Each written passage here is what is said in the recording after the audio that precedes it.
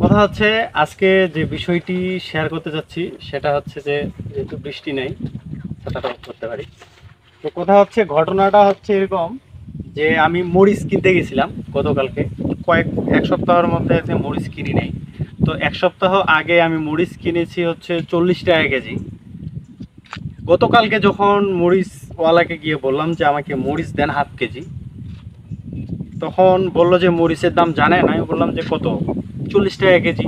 বলতেছে না, 160 টাকা কেজি।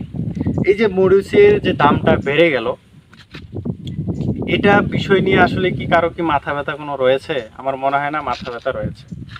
কিন্তু এর মধ্যেই এই যে খাদ্যদ্রব্যের যে ঊর্ধ্বগতি, অর্থাৎ এই যে মূল্যগুলো, যে দ্রব্যমূল্য যে বৃদ্ধি পাচ্ছে, এই বিষয় নিয়ে কিন্তু তেমন কেউ মাথা ঘামাচ্ছে না। কিন্তু আমাদের দেশের যে যেই দলই বলি না কেন, যে দলগুলো রয়েছে যারা আমাদের দেশ পরিচালনা করবে, তারা কিন্তু একে অপরকে দোষারোপ করতেছে, মারামারি করতেছে, জাস্ট আমাদেরকে ভালো রাখার জন্য।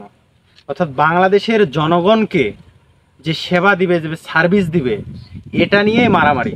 অর্থাৎ কে ভালো সার্ভিস দিবে, এ বলতেছে আমি ভালো সেবা দিতে পারবো, আরেক দল বলতেছে আমি ভালো সেবা দিতে পারবো। তো আসলে তারা কি এই বিষয়গুলো দেখতেছে? আসলে তারা কি করতেছে, বিষয়টা হচ্ছে এই জায়গায়। তো যাই হোক, জানি না এই যে দ্রব্যের যে ঊর্ধ্বমুখী যে গতিটা চলতেছে, এটা কবে শেষ হবে এবং কিভাবে শেষ হবে।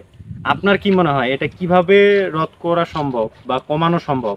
এই যে খাদ্যর যে মূল্য যে বৃদ্ধি পাচ্ছে, এটা কিভাবে আমরা রোধ করতে পারি? অবশ্যই কমেন্ট করে জানাবেন। সবাই ভালো থাকবেন, সুস্থ থাকবেন, ধন্যবাদ।